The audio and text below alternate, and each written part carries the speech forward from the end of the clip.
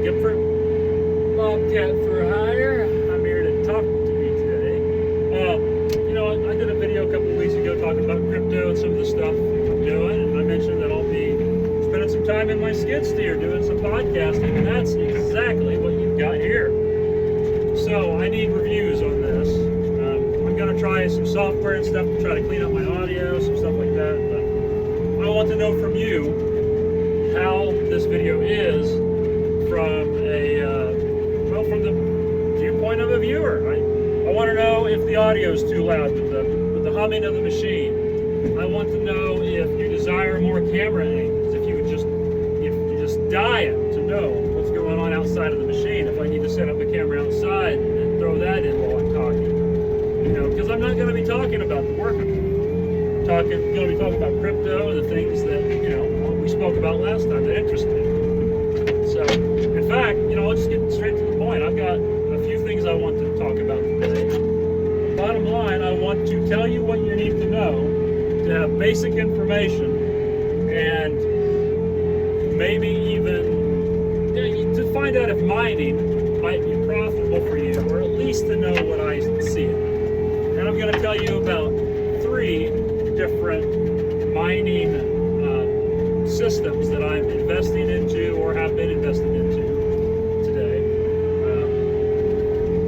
and we'll go from there, right? So I'll have the profitability, what it costs to get into it, all approximate, and I'm going to tell you about the People's Network, which is helium mining. I had been, and some other people contacted me and asked me more about that, and I've been busy, but I'm finally getting around to it. I'm going to tell you guys how to get into helium mining, what it actually is, how much it's going to pay, all that. I'm going to do the same thing next for Planet Token and Planet Watch, which this is ground floor stuff, guys. If you type in Planet Token and Planet Watch and Planet Mining into YouTube, you don't get much. The hits are old, and it's from when the project was brand new, a year or 2 years ago or something. So I consider Planet Watch to be a ground floor miner. Also a really cool thing I cannot wait to tell you about. I mean, it's pretty exciting stuff. They're changing politics through crypto. Literally. I mean, they're de-teething politics, and I can't wait to tell you about it. And then the last one is I'm transitioning from Ethereum mining into Bitcoin mining, right? So I'm making the leap. I'm going from small time to big time. And it turns out, shoot, man, it's not that much of a leap. I can't wait to tell you how to do it. I can't wait to tell you how it compares with real estate investing. I can't wait to tell you why I decided to invest this much into Bitcoin mining and everything about it, why it's there and how it's going to make money and how much it's going to make and what I hope for the future. So, well, sometimes there's stuff with C.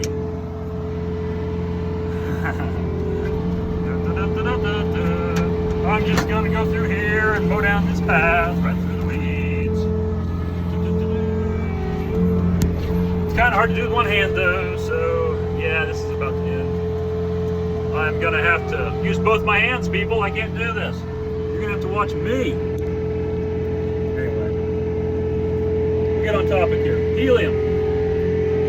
Bobcat miner is what I use. I have a Bobcat 300. I have a rack miner on RAK. I've also been working with the MNTD miners, which are also sold by Rack. It's just their new version, right? So a helium miner will take your existing internet and it will redistribute it for you. I know that sounds horrible, right? No, it's going to redistribute it via Wi-Fi, basically to the neighborhood, to people who have permission to use it. The people who have permission to use it have been to the website and paid for the service, basically. And I understand that's a little ambiguous. Who's using it, how, why? So here's what I know. I haven't spent hours researching helium. It's making money, and I've spent my time researching other things. But here's what I do know. Helium and an Internet of Things model are very much intertwined. I posted a video before explaining helium, and JD was like, that was a so many minute video about nothing, which I didn't necessarily agree with, but I can understand why you could have trouble understanding what the hell the dog collar has anything to do with a mining device, because our knowledge of mining is that it crunches numbers, processes transactions, and it provides you a payment for that. But this is a different kind of mining. This isn't about electricity. This isn't about, knock down some trees here. This isn't about the hardware so much. The hardware is really simple on a Bobcat miner. It's a gig of RAM. It's an Android device, which is a really, really cheap, very, very basic computer, like 50 bucks, with a gig of RAM and transmitting devices that it needs to transmit Wi-Fi. And then, of course, report its analytics back to the people's network. There's nothing to it. In fact, you can make one yourself and get it licensed with them and then distribute it. The network is growing fast. In bigger cities, there's like full coverage already. But the idea is that each one of these network miners covers basically your block or a half of a block. And you get bonuses on your mining based on how many other miners that you can see. So, you know, they've got a really good model to roll this out. This is crazy crap. They've got a really good model to roll this out. And it's a good business plan. It really is. Did I ever explain the dog collar? So the people who make the dog collar, I regress. I'm getting into this stuff and having to split my attentions a little bit. But the people who make the dog collar have to get internet service of some kind so that they can report the location of the dog collar with the GPS that's on it. And so they partner up with Helium and they buy into their Helium network. And so now they can, every time their dog collar accesses the network, it basically generates a bill for the people who make the dog collar, and they pay a very low rate by byte or kilobyte or however they do it. And the dog collar gets to communicate with the server, which gets to communicate with the dog owner. The dog gets found. Okay, so there's the dog collar now.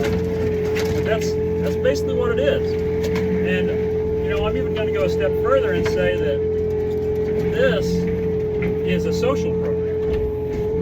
We've heard it talked about before in politics where we want to do internet for all, and I think we finally reached a point where I think most people would agree that it's pretty hard to get by in the world without access to internet. Of course, there are workarounds like the library and stuff, but you know, the internet is becoming a lot more like a utility and a required service for people. So how do you distribute internet to people?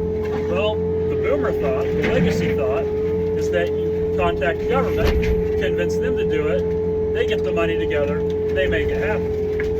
This is backwards. We didn't go to the government and vote for our officials. We just went ahead and voted for the program, put our money into it. Now it's, you know, it's there, it exists, it's growing on its own merit. Nobody had to give any backroom lobby deals or anything. It's on its own merit, and it's exciting. So if you want to get into helium mining, your miner's going to cost you between $300 and $500, depending on what you get. MNTD.com, I think, is one of them, and the other one is Bobcat, which you might have to do Google searches for those. On MNTD, they're doing drops. The next drop is in December, and you'll have to be online when it drops and click the button over and over again until you get one, if you're lucky. And then Bobcat Miner, you can buy those directly. You have to pay in Bitcoin. Well, maybe not Bitcoin. You can pay in Bitcoin, but you have to pay with crypto, ERC20 coins. So be aware of that. It will connect directly to Coinbase if you have a Coinbase account set up. Plan on 2 to 4 months to go from ordering to operational. Plan on, well, go to the Helium Explorer if you're serious about this. Go to the Helium Explorer on the People's Network website. I don't remember the name of the website off the top of my head, but it will show you every hotspot everywhere, and you can explore how much money they make. everything. It has every detail about their operation. So you can get a very realistic idea of how much money you're going to make at your location before you get into it. And Grand Joplin guys, plan on like $3 or $4 a day. Out of this area, you can make a lot, double digits. $200 or $300 device is phenomenal. So there's another $200 or $300 device I want to talk about. I just ordered 2 PlanetWatch miners. What a PlanetWatch miner does, I'll give you the same overview on it. I paid either $2.99 or $3.99. I bought 2 of them. And right now they're producing $8 a day in Planet tokens, which you can sell and trade, no problem. There's no hang-ups like that. But that's the miner side of it. You know, it's obviously a home run in terms of payoff. You're looking at 2 to 3 months to pay it off. But what's really cool about this project is the project itself. What the miner does is it collects environmental data. For example, particulates in the air, CO2, humidity, anything that you can consider environmental data. I mean, maybe even down to radiation. I have no idea. But anything you can consider environmental data, they can make a device that measures that. And then it reports in real time to PlanetWatch. So real-time environmental data is incredible. I don't know if you've ever, I have a lot of realtors on my list, and it's pretty interesting to look at the radon reports, because you can see where the radon, depending on the time of day and the environment outside, the weather, it'll go up or down, it'll change the output of that radon bill coming out of the ground. So I know for a fact that this network of information operating in real time right now and collecting metadata as it goes and then parsing that information over time, I know that this is going to create an environment where we'll have some teeth against global warming or whatever. You know, maybe it'll be just strictly informational gathering. We'll come up with some different ideas about global warming, or maybe we'll understand the movements and flow of how the gases and things of concern move, and we'll be able to better make a device to mitigate them. I don't know what it will turn into, but what's really cool and what's exciting to me is that I'm a libertarian, I'm a social conservative typically.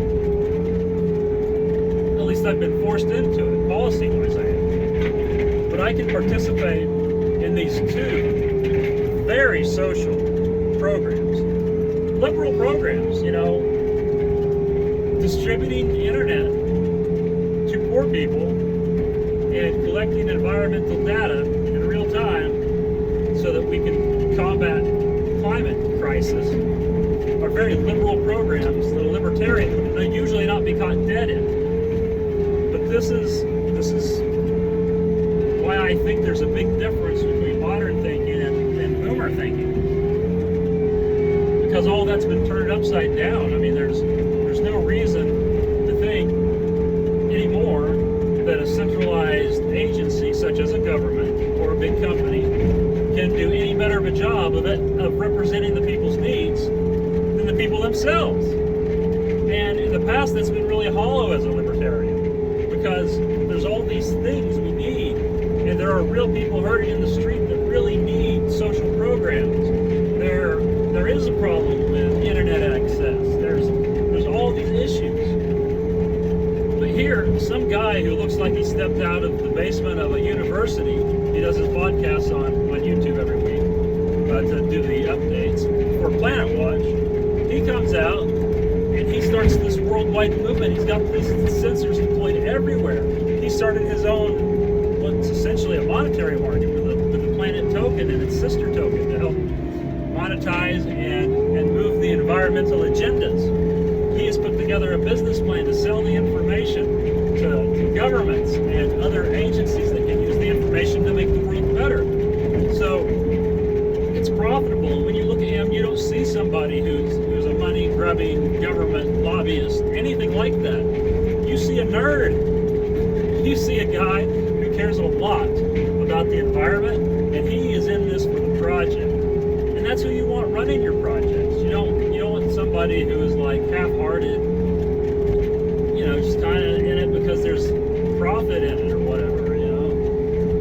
was a need for the movement. Yeah, there was a need for this movement, but he is passionate about it. And I can forego politics. Imagine environmental legislation or environmental progress and internet progress without legislation. That's boomer thinking, guys. You no longer have to vote for what you want. You have to find the people who can do it. And through the magic of blockchain and cryptocurrency and these new economies and the fact that we don't need to do in-person crap anymore, through this magic, we have been able to bypass politics altogether.